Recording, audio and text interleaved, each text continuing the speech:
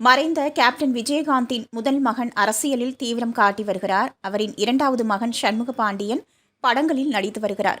சமீபத்தில் சண்முக பாண்டியன் நடிப்பில் படைத்தலைவன் என்ற திரைப்படம் வெளியானது. ஆனால் இந்த படம் எதிர்பார்த்த வரவேற்பை பெறவில்லை.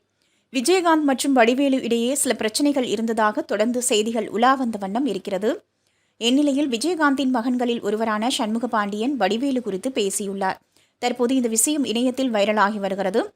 அதில், எங்கள் சொந்த மாமாவை எப்படி பார்த்தோமோ அதே போலதான் வடிவேலு மாமாவை சின்ன வயதிலிருந்து பார்த்தோம்.